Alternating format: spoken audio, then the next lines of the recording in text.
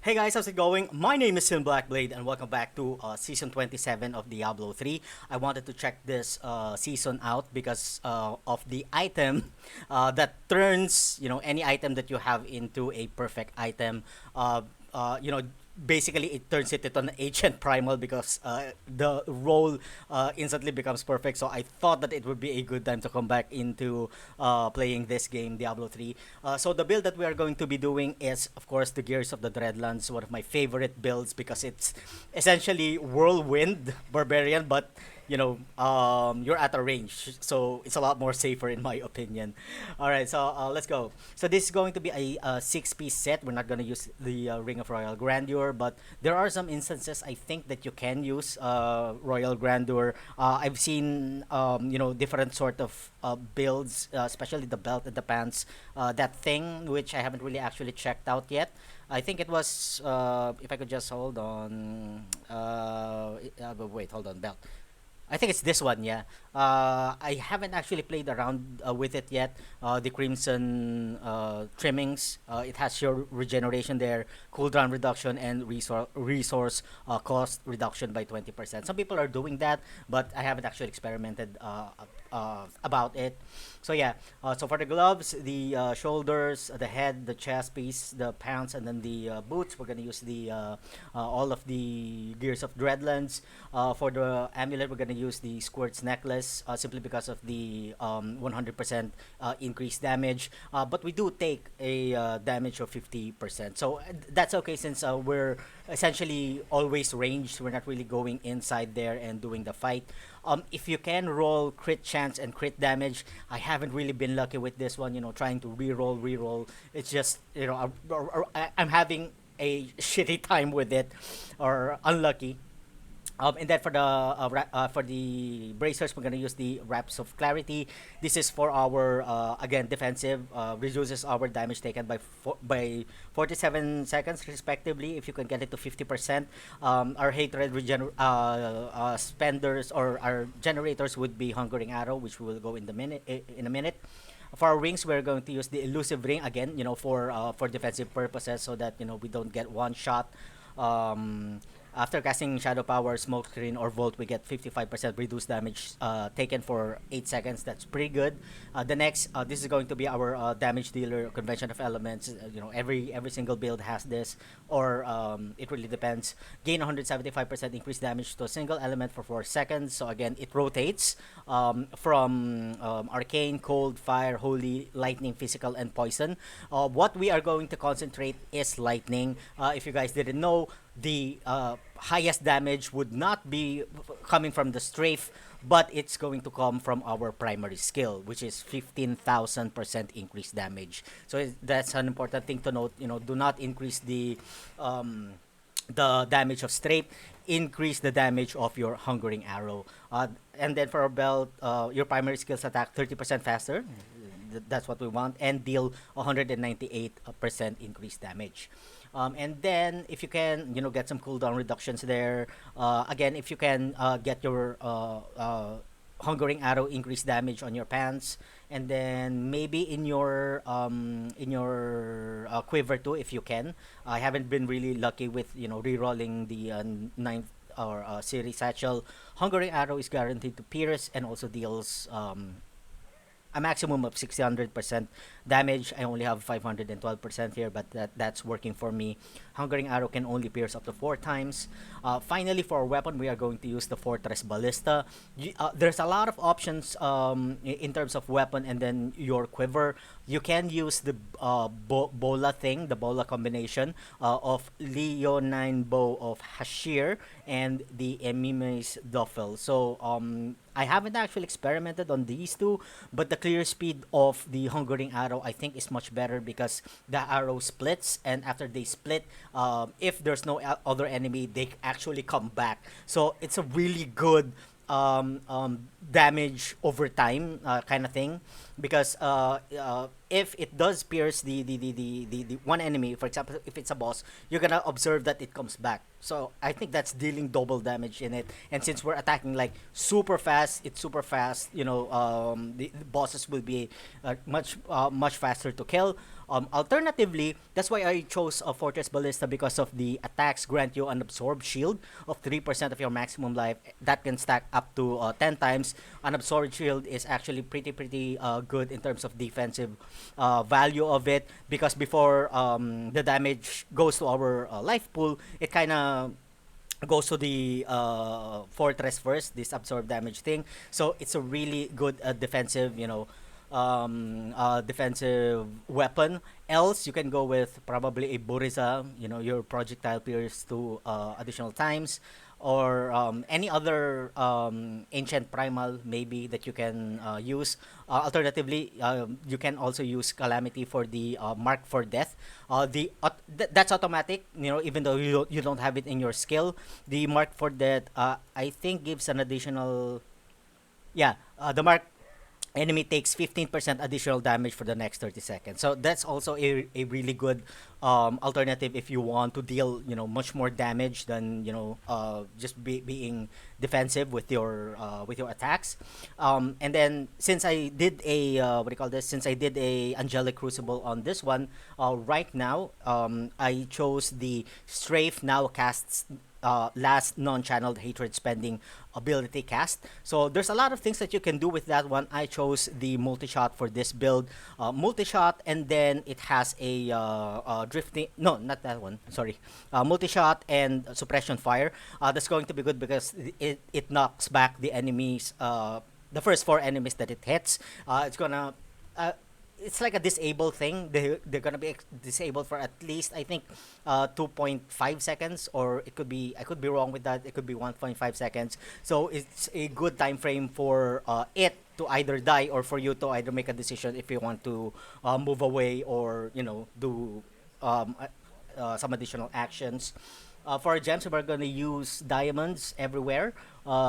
On our helm too, because we want our vengeance to be up 100% of the time, and then we're gonna use diamonds on our chest and pants, because again, we want to raise, or at least me, I want to raise my resistances so that I don't get one shot. Sometimes I still do get one shot. I kind of don't understand it, but yeah, that's pretty good.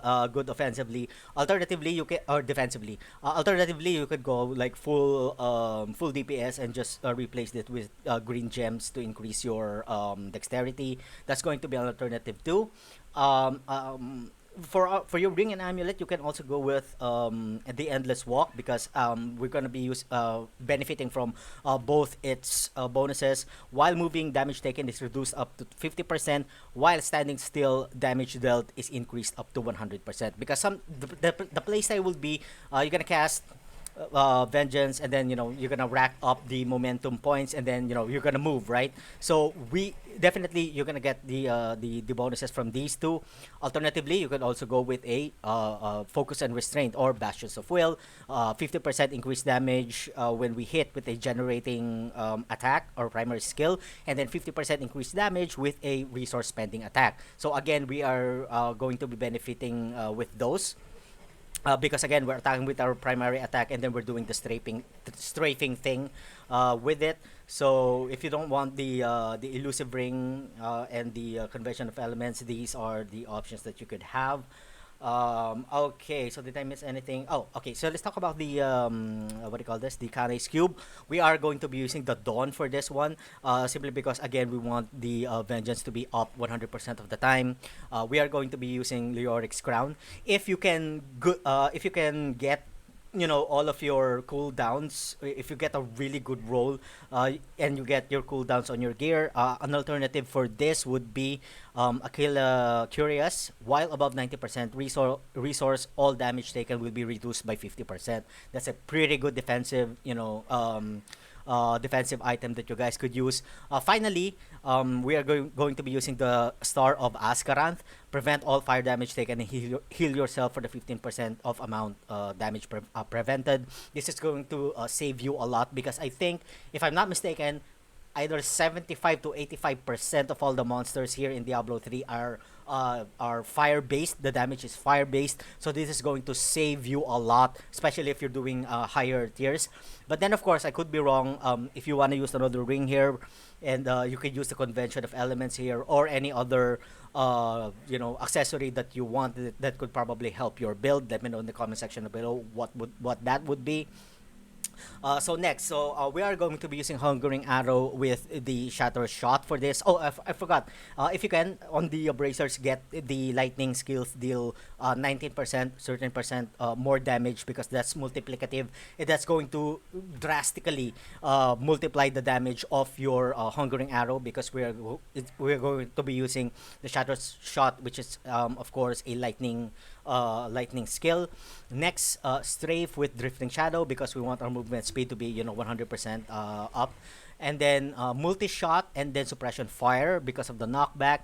Alternatively, I guess another good thing would be Impale and then Over Penetration.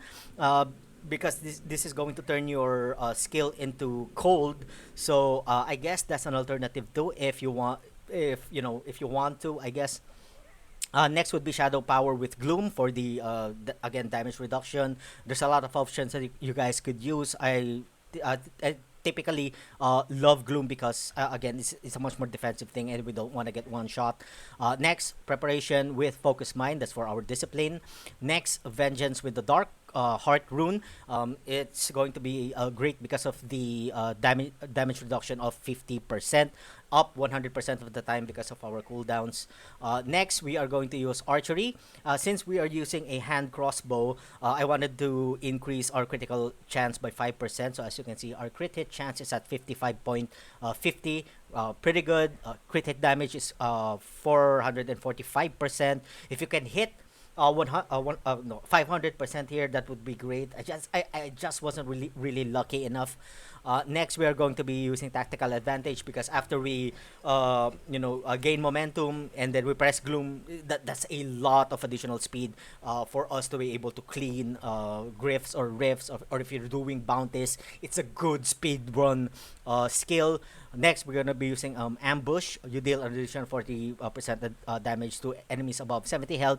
Finally, Singled Out, gain 25% critical hit chance against enemies who are more than 20 yards away. That's going to be amazing because most of the time monsters are just walking around and they're not really touching sometimes. And this is going to be good against bosses too because it's alone, so it's not within 20 years with any other enemy. So I guess the 25% crit hit chance applies too. I don't know if this is correct. Somebody told me that 20 yards is actually this far. So you can have like a general idea of how far the 20 yards is. Alright, so that's the skill. Finally, we will go to our Paragon, movement speed, and then dump everything on dexterity. If you're lacking vitality, go with vitality. On offense, it's going to be crit damage, crit chance, cooldown reduction, and then attack speed, or it depends on what you need. On defense, we're gonna go everything with life, and then everything with resistance, and then armor, and then life regeneration. Finally, at our utility, we're gonna prioritize area damage, resource cost reduction, and then finally life per hit. Alright, so we're gonna do some gameplay here so that you guys can this can do above 80. Right now I'm kind of over 88 to 89. Haven't actually tried 90. It's a bit harder when you get over here above 85, but yeah, it still can do it, I believe. So in order for the multi-shot to proc, remember to cast it first, and then cast your vengeance, and then stack up your momentum, and then just basically go with it. It has a pretty good clear speed, especially if you're already decked out with Caldesans on your gear. So as you can see, pretty good. See that explosive didn't hurt me because of the Aska something ring, Aska rant ring, I guess. So clear speed is pretty good. Hold on, let's look for these are trash mobs. These are not really pretty good in terms of time and all of that. So as you can see, it's really enjoyable. I'm actually loving this because it's like whirlwind, but you're doing it at a distance, so you're relatively safe. Oops, there's another one right there. Hey, wait a minute. Where are your friends? I didn't see them. Are they down here? Nope, they're not down here. Alright, so we're moving to the next area now. It's pretty fast, pretty quick, super easy. You guys will definitely enjoy this one. You know, if you're, you know, just playing casually. But there are more veterans out there who want to, you know, reach like greater rifts above 90 or above at least 100. I don't think that this will do it. You'll need to, you know, have alternative gears, I guess. Not actually done the research yet if it is possible, because on the top tier leaderboards, most of there is not actually based on set. It's actually a pretty interesting build mechanic that they did. No set at all, but they're doing pretty good. And I'm not exactly sure if it's going to be fun. You guys have to, you know, judge that for yourself. But me, you know, when I'm playing Diablo, I just really want to have fun, you know, lower levels, just being badass like this, you know. So yeah, okay, here we go. Density is good, but you know, finding all of these unique monsters is not going well for me. Or not unique, I mean elites and all of that. Okay, next level. Normally at the second map, I'm already done. Okay, we go. Another pylon there. I have an emanating effect on one of my followers. That's why, you know, what was it? The Nemesis Bracers. So it's good to have for your followers. And you know, greatly increases the time frame of, you know, your rifting. All right, here we go. So this is going to be easy because we got the power up. You know, more damage. So there it is. Did I get anything nice? I don't know. There's probably no you know, what do you call this? There's probably nothing there. No ancient prime. Alright, so that's about it for this video, guys. Let me know what you think about the build in the comment section down below. And thank you all so much for watching. If you guys enjoyed the content, don't forget to like, comment, and subscribe. And as always, see you guys for the next one of my video. Have a good one.